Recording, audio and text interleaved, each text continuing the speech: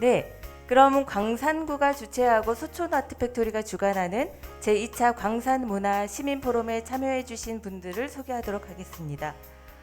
먼저 발제자 세 분과 지정토론자 세 분을 소개하도록 하겠습니다.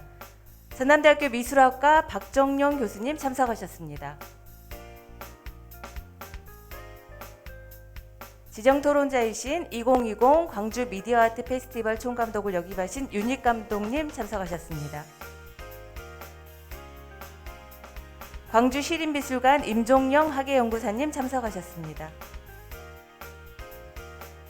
전남대학교 기초교육원 김허경 교수님 참석하셨습니다. 예술공간집 문희영 관장님 참석하셨습니다. 광주대학교 도시계획부동산학과 김항집 교수님 참석하셨습니다. 네, 오늘 포럼의 저장은 전남대학교 미술학과 서기문 교수님께서 맡아주시겠습니다. 네, 서기문 교수님과 참석해주신 모든 분들께 큰 박수 부탁드리겠습니다.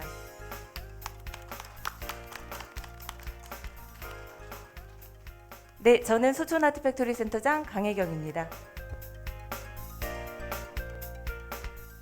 그럼 본격적으로 제2차 광산문화시민포럼 공공미술 토파보기를 시작하도록 하겠습니다.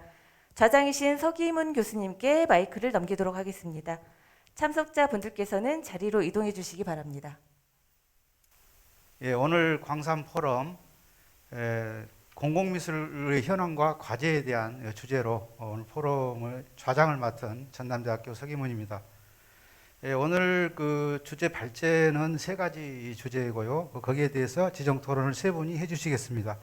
첫 번째 발제는 상호 의존적 관계로 교감하는 공공미술에 대해서 전남대학교 박정용 교수님께서 해주시겠고요. 두 번째 발제는 광주 민주화 운동을 주제로 한 광주 지역 공공미술 살펴보기에 대해서 임종영 광주시립미술관 학예연구사님께서 발제를 해주시고, 세 번째 발제는 전시 사례들로 본 공공미술의 새로운 방향 모색에 대해서 문희영 예술공간집 관장님께서 해주시고, 첫 번째 지정 토론에 대한 것은 윤익 광주 미디어아트 페스티벌 총감독님께서 지정 토론을 해주시고요. 두 번째 발제에 대해서는 김허경 전남대 기초교육원 강의 교수께서 해주시고요. 세 번째 발제에 대한 지정 토론은 광주대학교 김항집 교수님께서 지정 토론을 해주시겠습니다. 자, 그럼 첫 번째 발제인 상호 의존적 관계로 교감하는 공공미술에 대한 주제를 박정영 교수님께서 지정 토론을 해주십시오. 전남대학교 박정용 교수입니다. 저는 상호 의존적 관계로 교감하는 공공미술, 마을미술 중심으로 발표를 하겠습니다. 먼저 마을미술 프로젝트를 왜 하는가에 대한 어떤 질문을 다짐 한번 해보고요. 그리고 현대미술에서 키워드라고 하는 이 관계에 대한 이야기를 잠깐 하겠습니다. 그리고 상호 의존적으로 관계하는 마을미술 프로젝트, 그리고 2006년 중동 마을미술 프로젝트의 사례를 보겠습니다. 그리고 마지막으로 지속 가능한 공공미술의 발전 방안에 대해서 제시를 하겠습니다.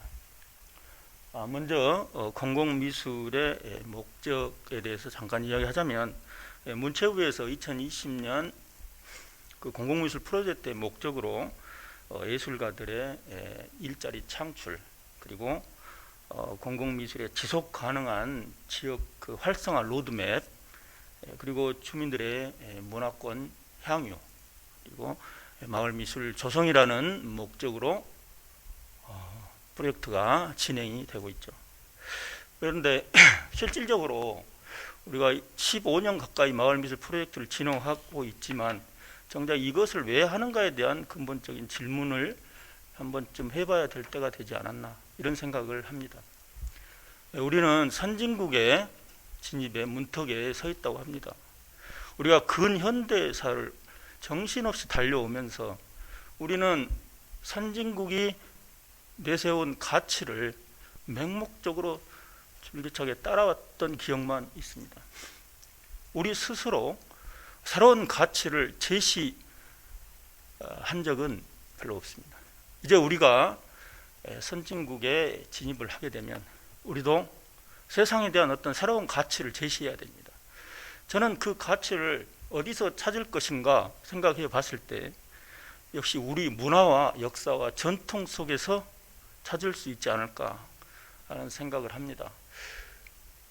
우리가 어렸을 때 살았던 곳, 우리 부모님들이 함께 살았던 공간, 우리 할머니, 할아버지, 우리 조상들이 살았던 그 지역이 곧 우리 문화가 숨쉬는 곳이라고 생각합니다. 그래서 이러한 우리가 마을미술 프로젝트를 진행하는 이 구도심, 원도심은 우리 문화가 살아있는 창의적인 공간이지 않나 이런 생각을 하게 됩니다. 그래서 마을미술 프로젝트의 궁극적인 목적은 과거와 현재를 잇고 마을과 도시 그리고 사람과 사이를 잇는 교량 역할을 한다라고 할 수 있겠습니다. 따라서 마을미술 프로젝트는 우리가 세상을 향해서 새로운 질문을 만들 수 있는 창의적인 공간이자 장소라는 생각을 하게 됩니다. 2020년 마을미술 프로젝트는 사회자께서도 말씀하셨지만 전국 228개 지자체에서 약 한 8,400여 명의 작가가 대규모로 참여하는 문화 뉴딜 사업입니다. 단순하게 예술가들이 마을을 만들어주는 사업은 결코 아닙니다. 함께 만들어 나가는 사업이 되겠습니다. 사실 그렇지만 촉박한 준비 기획안과 길지 않는 소통과 제작 기간, 특히 그 동절기에 야외 작업의 어떤 그 난제를 사실 극복을 해야 될 것 같습니다. 따라서 마을미술은 결과보다는 과정을 중시해야 되겠죠. 최고보다는 최선을 선택하고 차선을 준비하는 여유 있는 마음으로 기다리면서 준비를 해야 되겠습니다. 마을미술의 추진 동력을 저는 이렇게 생각합니다. 상호 의존적 관계로 소통하고 교감하는 관계 맺기, 이런 관계 맺기가 제가 이야기하고자 하는 핵심 내용입니다. 실질적으로 마을 미술을 수행하고 있는 주체는 지자체와 그리고 기획자 그리고 예술가들, 가장 중요한 마을 주민들이겠죠. 이들이 서로 의지하면서 소통을 했을 때 아주 성공적인 마을 미술이 이루어지지 않을까 생각합니다. 사실 프로젝트가 끝나고 나서가 더 중요하죠. 이런 것을 계속 유지하고 또 새로운 콘텐츠를 개발하고 아카이빙을 하는 이런 것도 중요하겠습니다. 자, 현대미술에서 중요한 키워드 중에 관계를 이야기합니다. 그래서 제가 이런 명제를 한번 지어봤습니다. 예술은 고정된 명사형이 아니다. 관계로 움직이는 동사형이다. 사실 모더니즘 시대 이후에 작품은 갤러리나 화랑, 미술관 같은 화이트 큐브 공간에서 이제는 대중의 삶 속으로 깊숙하게 다가왔습니다. 이러한 예술이 일반 대중과 어떻게 관계를 하면서 어떤 새로운 담론을 만들어내는 것이 현대미술의 가장 특징적인 부분이라고 하겠습니다. 이러한 다양한 소통 방식은 퍼포먼스랄지, 그리고 설치미술, 그리고 쌍방향 소통 예술, 그리고 복합 문화 교류하는 커뮤니티 아트, 그리고 지금 우리가 추진하고 있는 마을미술 프로젝트, 새로운 장르의 공공미술 등으로 다양하게 소통하고 있습니다. 1998년 니콜라 브리오는 관계미학이라는 책을 통해서 이렇게 이야기합니다. 예술은 사회적 틈 사이에서 발생하는 맥락과 인간 사이의 상호 관계성을 강조하는 관계로 옮겨진다. 드러난 실체인 오브제 중심의 미술 흐름이 아니고 드러나지 않는 비실체 관계 혹은 만남으로 바뀌게 된다. 관람자는 작품을 관람하는 차원을 넘어서 직접 작품에 참여하고 완성하는 주체가 된다. 이런 관람자의 위치가 굉장히 중요해졌죠. 물론 공공미술, 특히 마을미술 프로젝트에서 이 관람자의 위치는 굉장히 중요하다고 할 수 있겠습니다. 그래서 미술은 더 나은 세상을 만들려고 노력하기보다는 더 나은 방식으로 살아가는 것을 배우는 것이다. 더 이상 유토피아적인 이상을 추구하려는 노력이 아니라 현실 속에서 삶의 방법과 행동의 모델을 추구하는 미술이다. 따라서 미술은 저 멀리 초월적인 이상 세계에 있는 것이 아니라 우리가 지금 발 딛고 있는 지금 이곳에서 일어나는 사건에 관계하면서 미술은 생명감 있게 살아난다. 이런 이야기를 하고 있죠. 자, 공공미술에 대해서 이야기를 해봅시다. 공공미술은 공공이라는 사적인 영역의 범주를 넘어선 공동체의 가치를 이야기하는 공공과 순수성을 지향하는 자기 지식적인 미술이 합해지는 모양새죠. 사실 서로 이질적인 요소인 것 같지만 공공 속에는 개인의 영역이 포함이 되어 있고 미술은 또한 관계성에 대한 공동체의 표현이 내재되어 있습니다. 이러한 서로 이질적인 것 같으면서도 동질적인 이런 그 공통적인 분모가 마치 물과 기름을 이용해서 다양한 그 마블 효과를 내듯이 장소와 관객과의 관계하면서 어떤 새로운 다양한 예술을 만들어내는 것이 공공미술입니다. 자, 여기에 보이는 세 개의 예시 작품은 공공미술에서는 빠지지 않고 나오는 작품들입니다. 1981년 뉴욕 맨하탄 광장에 리처드 세라의 기울어진 호라는 작품이 세워집니다. 이 작품이 세워지고 나자마자 동네 사람들이 난리가 났습니다. 왜 우리의 광장에 활동권을 제한을 하느냐? 이게 그 무슨 분단의 장벽도 아니고 이것을 왜 세우느냐 하고 결국에는 법정 싸움까지 가서 8년이라는 긴 법정 싸움 속에서 결국에는 법은 국민의 손을 들어줘서 결국에는 작품이 철거가 됩니다. 이때 리처드 세라는 나는 장소 특정성에 고려한 내 작품이 철거된다는 것은 이 작품은 사망과 같다라고 이야기를 하죠. 그리고 1998년도 영국의 북부 탄광 마을인 게이츠헤드의 조그마한 그 탄광 마을에 안토니 곰리의 북방의 천사라는 작품이 세워집니다. 사실 이 작품도 순환을 겪으면서 세워졌는데 당시에는 나치의 상징이다라고 할 정도로 거센 반발을 샀습니다. 그렇지만 불과 세운 지 얼마 되지도 않아서 인구 20만의 게이츠헤드가 1년에 약 40만 명의 관광객들이 참여를 하고 또 약 6천 개의 일자리가 창출됐다고 합니다. 한마디로 대박이 터진 거죠. 그래서 마을 주민들은 매년 작품이 세워진 날을 북방의 천사의 생일날로 기념을 할 정도로 좋아하고 있죠. 그리고 2006년도에 시카고 밀레니엄 광장에 애니시 카프아의 클라우드 게이트라는 작품이 세워집니다. 시에서는 아예 대대적으로 클라우드 게이트가 세워지는 2006년 5월 15일을 클라우드 게이트 벌스데이라고 그날을 기념을 합니다.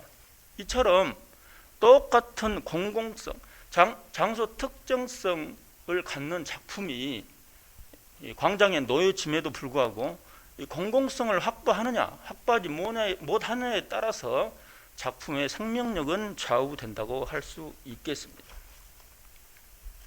자, 그러면 우리나라의 공공미술의 전개 과정을 한번 보겠습니다. 자, 1단계부터 4단계까지의 진행 과정을 거치고 있는데요. 먼저 건축 속의 미술이라는 거 하는데, 이것은 이제 건축의 1% 법에 의해서 의무적으로 건물을 세우면 작품을 세우게 되는데, 이때는 장소성과 역사성이 고려되지 않는 신미성이 강조된 작품들이 세워지게 되죠. 그리고 이제 더 나아가서 공공 장소성의 미술로 이제는 이제 미술이 광장이나 공원 같은 데로 나오게 되죠. 그렇지만 여기에서도 사실 장소성과 역사성보다는 상징성을 강조된 작품들이 세워지게 되죠. 그리고 도시 계획 속의 미술로 전개가 되는데, 이때는 장소성과 역사성에 대한 이해를 바탕으로 해서 작품이 세워지게 되죠. 그리고 1990년대에 수잔 레이스에 의해서 주창된 새로운 장르의 공공미술이 대두가 되는데, 이것은 참여와 소통, 그리고 더 나아가서 마을 재생, 문화 콘텐츠까지도 개발하는, 지금 우리가 추구하고자 하고 있는 마을 미술 프로젝트가 지금의 새로운 장르의 공공미술에 해당하고 있습니다. 자, 그러면 공공미술의 실질적인 수행 주체는 장소성과 역사성, 정체성을 충분히 고려하는 전문 기획자가 일단 있어야 되겠죠. 그리고 그 결과와 성과보다는 과정을 지원하는 행정 시스템인 지자체의 역할도 중요합니다. 일상을, 삶을 예술로 승화시키는 예술가의 목 또한 중요하죠. 그렇지만 가장 중요한 주체는 결국 지역 주민입니다. 그들은 실질적으로 거기서 사는 사람들이죠. 그들의 참여와 주인의식이 없이는 지속 가능한 마을 미술이 이루어질 수 없습니다. 이렇듯 상호 의존적 보완 관계로 서로 협업할 때 지속 가능한 마을 미술 시스템이 안착되리라 생각을 합니다. 자, 마을 미술이 실행이 되기 전에 그 마을의 역사, 문화, 생태, 환경 등을 고려한 정체성을 충분히 고려하는 것이 굉장히 중요하죠. 그리고 마을 미술이 세워지고 나서도 그 문화를 향유하고 생활 환경 개선되고 공동체 사업이 이루어지고 문화 콘텐츠로 발전이 되는 이런 사전 사후가 마치 프랙탈 구조처럼 활성화될 때 공공미술은 안착이 된다고 할 수 있겠습니다. 자, 그러면 2006년도 공공미술 프로젝트 중동 프로젝트를 예시를 들어보겠습니다. 중동 프로젝트는 광주시에서 시작된 최초의 마을 미술 프로젝트의 상징성이 있고요. 프로젝트는 남고 작품은 사라졌다라는 실행의 성공과 관리의 실패로 기억되는 대표 사례가 되겠습니다. 노무현 정권이죠. 2006년도는 창의 한국 문화 정책의 기초에서 공공미술이 활성화가 되는데, 소외지역 생활환경 개선을 위한 공공미술 아트인시티 2006이 실행이 되죠. 주민 참여에 기초한 공공미술의 새로운 그 모델을 창출하는 게 목적으로 출발합니다. 전국에서 11개 사업단에서 시작을 했고, 사업은 약 12억 원으로 소규모로 진행이 됐었고, 우리 중동 프로젝트는 약 5천만 원으로 전체 사업을 시작을 합니다. 자, 중동 마을 배경을 한번 볼까요? 지금 그 광주 북구 말바우시장 서편에 지금 대규모의 아파트 단지가 개발되고 있는 곳이 중우3동입니다. 중우3동은 와우산이라고 불렸고, 그 마을은 약 1600년 전에 세워졌습니다. 해방 전에 약 800가구가 살았다고 하죠. 무등산 다음으로 신기가 강해가지고 그곳에는 무속인들이 많이 거주를 했습니다. 개발과 보상의 결렬로 황폐화된 그 마을은 마치 무채색의 흑백 풍경을 느끼는 음산한 그런 분위기였고요. 지역 주민들은 외부인들에 대해서 굉장히 배타적인 분위기였습니다. 진행 방향은 마을에 큰 우물이 하나 있었습니다. 그 우물과 산 꼭대기에 텃밭까지는 9개의 골목이 있었는데 그 9개의 골목에 약 40여 점의 작품들이 배열이 됐습니다. 거기에서 특별한 프로그램으로는 와우 주막이 있었고 작가들과의 어떤 그 교감할 수 있는 장소로서의 와우 주막, 그리고 작가들이 이 홍보 차원에서 진행한 중흥의 소리라는 FM 92.0에서 매일 1시간씩 방송을 해서 대담을 한다든지 작가의 작업 진행을 이야기한다든지 이런 것도 굉장히 의미 있었고, 그 다음에 생태체험 프로그램도 굉장히 의미 있는 프로그램이었다고 생각합니다. 진행 과정은 7월 24일부터 시작해서 11월 26일까지 약 4개월에 걸쳐서 진행이 됐습니다. 지역 주민 공청회 3회, 공개 워크숍 6회, 북구청장을 비롯한 외부 인사 사회 방문, 공공미술 추진위원단 워크숍 3회 등 약 이틀에서 한 번씩 미팅하고 만나고 술 먹고 이야기했던 그런 소통을 더 중시 여겼던 그런 프로그램으로 합니다. 자, 성과로는 83명이라는 광주의 대부분의 작가들이 참여한 마을 미술 프로젝트였고, 프로젝트가 전시를 할 때는 그 동네 잔치가 아니고 광주 시내 잔치가 될 정도로 대단한 어떤 그 분위기였습니다. 전국 그 10개 프로그램 중에서 최우수 사례를 받아서 국무총리 상을 수상하기도 했죠. 자, 의의로는 광주 지역에 시작한 최초의 마을미술 프로젝트였다는 것이고, 광주의 83명의 작가들이 마을 주민들과 적극적으로 소통하고 자율적으로 참여한 공공미술이었다.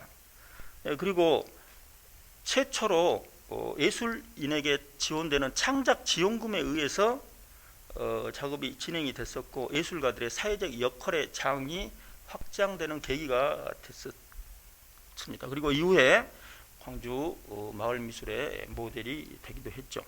그 과제로는 공공미술 성공 이후 방치된 미술의 지속적인 관리가 절실하게 필요하게 됐다. 성공 사례로 최우수 상을 받고 관리를 못해서 제 욕먹은 이런 프로그램이라고 할 수 있겠습니다. 그리고 상대적으로 굉장히 낮게 지급된 창작 지원금에 비해서 작가들의 열정적인 희생이 뒤따랐다. 그리고 프로그램 성과 지향적인 행정 방식에서 과정과 참여 공감을 형성하는 계기가 됐었다. 이후 사업 결과물에 대한 데이터베이스 구축과 홍보, 어떤 자료 공유 업로드가 절실하게 필요된 상황입니다. 자, 그러면 당시 2006년도 중동 프로젝트의 자료를 한번 보시겠습니다. 지금 이런 식으로 중동 프로젝트는 시작이 됐습니다. 지금 이제 마을 지도부터 시작해서 저기 왼쪽 아래 박일구 작가가 주민들 사진을 이렇게 찍어서 공짜로 주는 프로그램도 보이고요.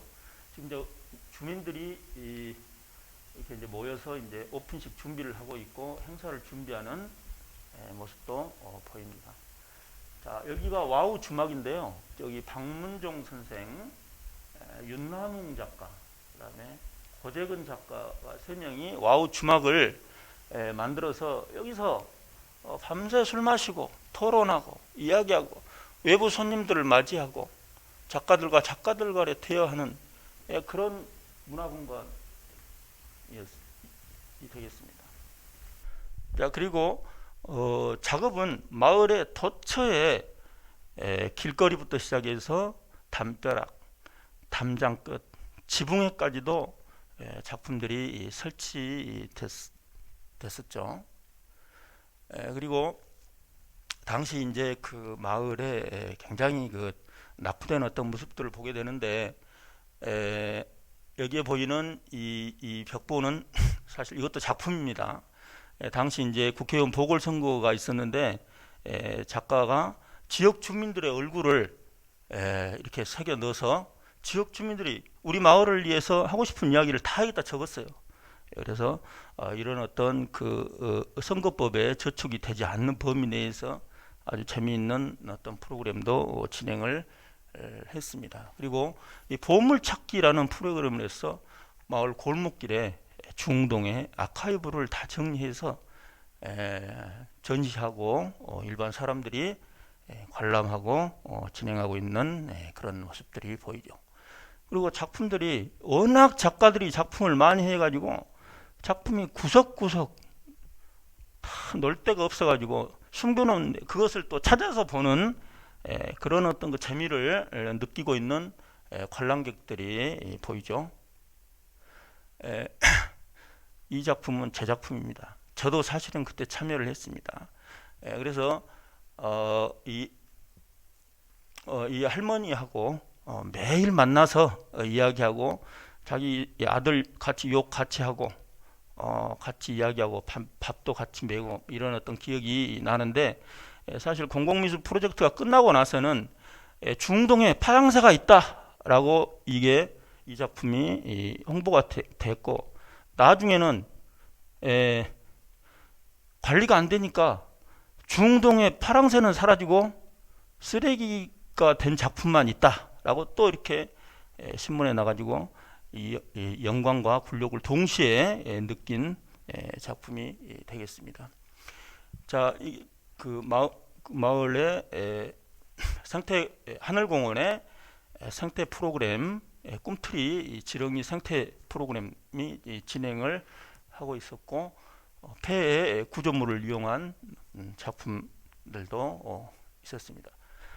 그리고 이후에 중동 마을 프로젝트가 대단히 성공적으로 끝나고, 이후에 대인시장, 제7회 광주 비엔날레의 꼭지 프로그램이죠. 복과 덕이 엄청나게 많은 복덕방 프로젝트가 재래시장 활성화에 굉장히 역할을 하죠. 그리고 2007년도에 통샘마을의 행복 만들기 프로그램도 진행이 되고, 그리고 광주 그 북구 쪽에 있는 시와 벽화마을은 조금 성격이 다르지만 그래도 광주를 대표하는 마을 미술 프로젝트죠. 그리고 뒤뚱뒤뚱 펭귄마을, 청춘 발산마을, 그리고 양림동 역사문화마을, 광주 고려인마을, 그리고 서창 향토문화마을 등이 계속해서 지역의 특성을 반영한 작업들이 진행이 되고 있습니다. 자, 이상으로 중동 프로젝트의 자료를 받고, 이제 마지막으로 지속 가능한 방안에 대해서 죄송합니다. 방안에서 몇 가지를 정리해 봤습니다. 마을 미술의 활성화를 위해서는 우선적으로 지역의 특수성을 고려한 맞춤형 문화 컨셉으로 진행을 해야 되겠다 하는 생각을 하고요. 그리고 많은 작업을 제작하기보다는 소량의 작업으로, 창의적인 작업으로 새로움과 친근함, 익숙함과 신선함이 느껴지는 작업을 세워야 되겠다. 저는 공공미술을 참여를 하면서 늘 느끼는 것이, 오늘 세워도 몇 년 전에 세운 것처럼 그렇게 익숙하고, 몇 년 동안 지켜봐도 어제 세운 것처럼 관리가 잘 된 그런 미술이 돼야 된다는 생각을 합니다. 그리고 행정 중심의 성과보다는 변화의 과정에 의미를 두고 함께 참여하고 공감하는 지속적인 어떤 그 조력이 뒤따라야 되겠습니다. 그리고 마을 미술을 실질적으로 주관하는 행정의 주체, 기획자, 예술가, 참여 주민들이 서로 상호 의존적인 관계로 소통을 하면서 이루었을 때 지속 가능한 마을 미술이 안착이 된다. 그리고 마을 미술 프로젝트는 제작, 관리, 참여, 지속으로 새로운 관계를 확장하고 이벤트성 지역 축제와 단순한 성공 사례를 모방하는 사례는 지양해야 되겠다는 생각을 합니다. 자, 이상으로 발표를 마치겠습니다. 감사합니다. 예, 박정희 교수님께서 상호 의존적 관계로 교감하는 공공미술에 대해서 말씀을 해주셨습니다. 상당히 그 마을미술에 대해서 사례들을 광교 지역에 지금 프로젝트로 존재하고 있었고 추진되고 있는 여러 사례들을 거명을 하시면서 아주 소상하게 말씀을 해주셨고, 특히 이 내용 중에서 강조하는 그야말로 이제 니콜라 브리오의 관계미학이라고 하는 글 바탕으로 해서 작가와 주민 그리고 행정 주체 관계자 모두가 서로 상호 협업하고 상호 의존적으로 교감하고 소통하는 그러한 가운데 정말 좋은 공공미술의 실현이 되지 않겠느냐 하는 그런 내용으로 발제를 해 주셨습니다. 그러면은 이 주제와 관련해서 윤익 선생님께서 지정 토론을 해 주시겠습니다. 예. 제가 이제 질문을 드리는 것보다 윤익 선생님께서 이걸 관련해서 특히 상호 소통하는, 상호 의존적으로 소통하고 교감하는 마을 미술 프로젝트가 돼야 된다고 하는 그 공공미술에 관련해서 토론해 주시기 바랍니다. 네, 안녕하세요. 지정토론자 윤익입니다. 만나서 반갑습니다. 우리 발제자께서도 말씀하셨는데, 지금 오늘날 우리 국내에 228개의 지자체에서 그 마을미술 프로젝트가 진행되고 있습니다. 얼핏 생각해봐도 228개에서 대략 35개의 작품을 하게 될 경우, 제가 얼른 계산해 봤더니 1만 점이 가까운 그런 작품의 뭐랄까 성과 내지는 어떤 작품들이 이제 그 실행이 되는 상황입니다. 그래서 어떻게 보면 이런 그 시점에서 오늘 이 자리에서 이루어지는 포럼이 굉장히 의미가 있다고 생각합니다. 한편 저는 그 생각도 해봅니다. 이런 어떤 이번에 마을미술 프로젝트가 그 미국에서 1930년대 경제 대공황을 극복하기 위해서 국가정책 일환으로 다양한 공공미술들을 했었어요. 그때 10년 동안 10만여 점의 그림과 18,000여 점의 조각작품들이 제작이 됐었습니다. 이건 역시도 우리한테 시사하는 바가 어느 정도 있는 것 같아요. 제가 준비한 토론문을 중심으로 토론을 시작하겠습니다. 발제문, 상호 의존적 관계로 교감하는 공공미술, 마을미술 프로젝트를 중심으로를 읽어보면 오늘날 국내 공공미술의 전형적인 사례와 문제점 그리고 해결 방안을 인식할 수 있습니다.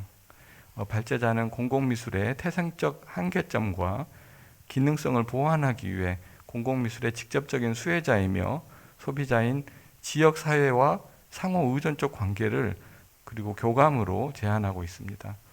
발제자가 언급하는 상호 의존적 관계는 공공미술이 지니는 장소적, 사회적, 역사적, 경제적 특성을 포함하는 다양한 문화적 특성과 관계를 맺습니다. 공적인 열린 공간에 자리하는 오브제로서 존재하는 공공미술의 기능과 의의는 그 장소가 지니는 다양한 특성과의 관계성에 의해서 성립되기 때문입니다. 발제자는 이를 교감이라는 표현으로 정의하고 있습니다. 하나의 오브제이며 작품인 공공미술은 그 지역사회가 가지는 앞에서 언급한 다양한 특성과 이를 통한 교감에 의해서 그 정체성이 확립되기 때문입니다. 이러한 논리의 공공미술이 지니는 상호 의존적 관계의 교감은 오늘날 공공미술의 역사성과 예술성을 들여다보면 확연하게 이해가 됩니다. 공공미술은 일반적으로 대중을 위한 미술이라고 사전적인 정의가 되어 있습니다. 하지만 현재 국내의 여러 가지 상황을 세심하게 들여다보면 진정한 의미의 대중을 위한 미술은 적용치 않음을 쉽게 알 수 있습니다. 특히 관주도형 공공미술 사업의 진행을 보면 기획하고 위치를 선정하며 목적에 따른 당위성을 공표하기까지 일반 시민들이 의사결정 과정에 전혀 참여할 수 있는 가능성은 아쉽게도 전무합니다. 공공기관을 제외하고 사립기관, 기업체 등의 공공미술 작품에도 소수의 특정 집단이 자신들의 영리적 목적에 의해서 결정하는 수순으로 진정한 의미의 공공미술이 실행되기는 그 가능성이 매우 미흡하다 할 수 있습니다. 가장 문제가 되는 사항은 공공미술의 영역 내에서 진행되는 환경조형물의 모순적 구조이죠. 국내에도 특정 예산과 크기의 건축물에 신축하는 경우 전체 예산의 1%에 해당하는 금액을 미술 장식품에 제작하도록 법적인 근거를 마련했습니다. 이는 제가 아까 언급한 미국의 경제대공황이라든지 이런 사례에서 미국 같은 경우도 1960년대에 시행했었고 프랑스라든지 유럽에서도 시행하고 있는 사항입니다. 그런데 그 퍼센테지라든지 일종의 결정하는 작가라든지 이런 부분은 우리하고 조금 틀려요. 이러한 현장에서의 실제적 상황은 대다수 조형물 제작에 참여하는 작가들은 심의위원들과 일종의 커넥션으로 연결되는 지역주의 혹은 지연, 학연, 혈연 등의 관계 내에서 작품의 선정과 심사가 이루어지는 경우가 관행처럼 이루어지고 있습니다. 일부 지자체에서는 작가와의 계약, 지출 등의 회계상의 어려움을 이유로 공모 단계에서부터 실적 위주의 정량 평가를 기준하여 당초의 창의성과 예술성을 간과하게 만듭니다. 대부분 환경조형물 혹은 공공미술이 공모를 통해서 진행되나 전자의 사례를 이유로 작가 개인이 순수하게 공모에 응하는 구조는 불가하며 세무법상 사업자가 가지고 있는 단체 혹은 개인 대표에 한해서 공모가 진행됩니다.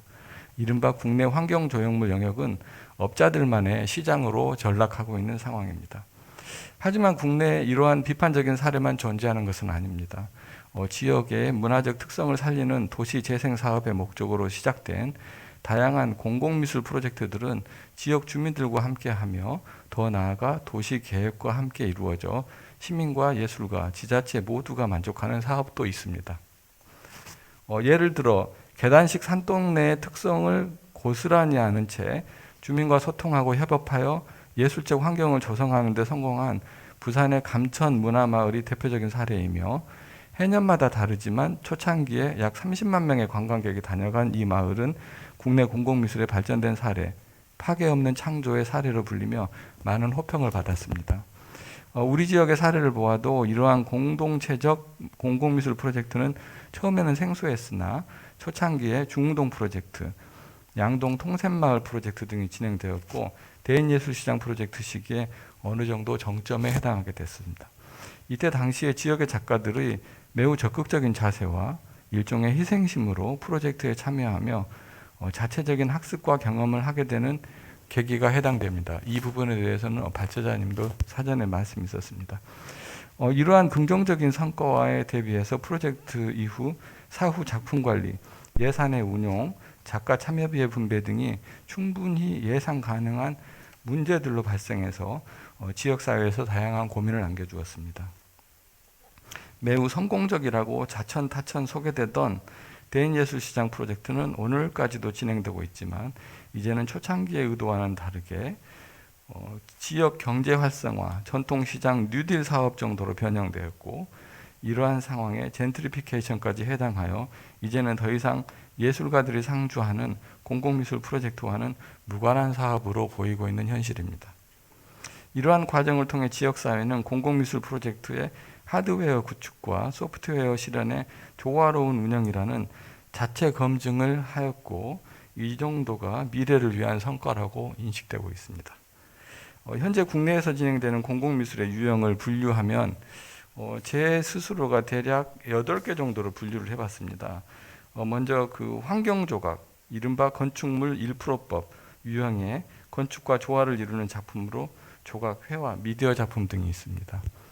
두 번째는 공공조각 형태로 지자체에서 지역의 특성을 고려한 관광 인프라 혹은 지역개발 과정에서 기념비적 성격의 작품을 말합니다. 예를 들어서 5.18 묘역의 조각상이라든지 여수 이순신 장군상, 자동차 거리의 상징 조형물, 그 나주에 가면 그 커다란 배를 만들어 놨다든지, 여기서 배는 먹는 배요. 지리산 반달곰 조각상, 이런 것들이 있고, 세 번째는 문화공간 조성에 따른 공공미술로 서울의 올림픽 조각공원, 국공립미술관 야외작품, 문화전당 주변의 야외작품, 예를 들어서 한평 나비축제공원의 다양한 야외작품 등이 있습니다. 네 번째가 마을 만들기 사업으로 지자체, 민간사업자 혹은 개인과 단체의 미술인들이 주관하는 소소한 작품들로 벽화, 부조, 소규모 조형물 등이 있습니다. 다섯 번째는 도시재개발 프로젝트의 목적으로 주민 참여형 혹은 작가 참여형의 다양한 미술품을 생산하고 유통하는 전시 형태가 되겠습니다. 여섯 번째가 우리 발제자님도 말씀하셨는데 순수하게 공공미술 작가에 의해서 제한되고 진행되는 어떤 사례들로, 예를 들어서 국제적으로 유명했던 1995년 6월 25일 크리스토와 장 클로드 부부가 천으로 둘러싸인 의사당, 독일 베르린의 국회의사당을 천으로 감싼 그런 프로젝트라든지, 얼마 전에 우리 한국의 석천호수에도 왔다 갔는데 플로렌틴 호프만의 러버덕이라는 어떤 그런 프로젝트들이 있습니다. 일곱 번째는 공공미술 영역 내에서 이루어지는 개념적 미술 사례로, 예를 들어서 타이완계 미국인 캔디 창 같은 경우가 전 세계를 다니면서 Before I Die라는 일종의 개념 미술인데, 벽화처럼 Before I Die 점점점 이렇게 써놓으면 그걸 본 사람들이 내가 죽기 전에 무엇을 하고 싶은가를 쓰는 그런 내용의 국제적인 어떤 그 전시 내지는 개념적인 작품으로 이벤트성으로 세계 40여국 정도에서 진행이 됐었습니다. 여덟 번째는 도시의 슬럼과 기차역, 지하철 도심의 다양한 공간에 행해지는 그래피티, 역시 사회적 구조 내의 예술적 표현으로 공공미술이라는 기능을 하고 있습니다. 이외에도 세분화하면 보다 다양하게 분류할 수 있지만 이 정도를 전형적인 구조 내의 공공미술이라고 정의할 수 있습니다. 이러한 공공미술의 분류의 중요한 사항은 공공미술의 사회적 특성, 공공미술의 기념비적 특성, 그리고 장소적 특성과 이에 관한 지역사회의 다양한 교감이 중요하다 할 수 있겠습니다. 다시 말하면 의의 있는 공공미술을 위해서 그 무엇보다도 지역민과의 의견 수렴과 일종의 협의가 요구되는 것입니다. 토론을 위해 앞에 언급한 다양한 사례의 공공미술을 위한 새로운 패러다임의 프로세스가 필요하다는 전제하에 하나의 가능성에 대한 질문을 제안해 봅니다. 경제학적 논리와는 다른 문화적 관점의 수요와 공급의 원칙을 생각해 볼 수 있습니다. 지역민이 원하는 공공미술의 추진을 위해서 지역의 수요를 반영하는 시스템에 관한 내용일 수 있습니다.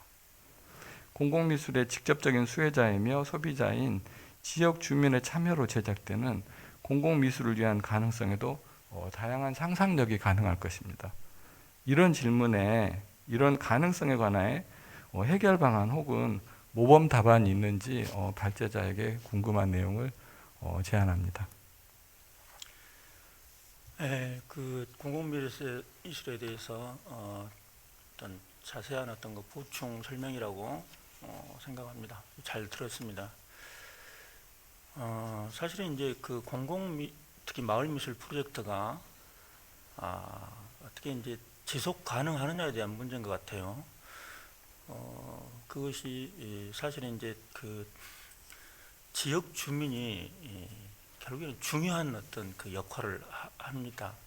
왜냐하면 그들은 마을 미술을 해서 이제 매일 생활을 해야 되고 또 그것을 매일 보면서 관리하고 또 그들이 홍보하는 것이 마을 미술의 지속이기 때문에 그렇죠. 그래서 그 마을 미술을 준비하는 과정에서 지역 주민의 참여가 굉장히 중요합니다. 지역 주민이 마을 미술을 성공하는 대표적인 사례로 일본의 그 나오시마 마을 미술 프로젝트가 굉장히 국제적으로 지금 알려져 있는데요. 그들은 그 자기 마을을 발전시키기 위해서 계획부터 시작해서 공동체를 꾸리고 또 작가를 섭외를 하고 또 그 작품이 세워지고 나면 그걸 관리하고 운영하고 또 홍보하는 일까지 도맡아서 해서 지금도 아주 깨끗하게 관리가 지속되고 있습니다.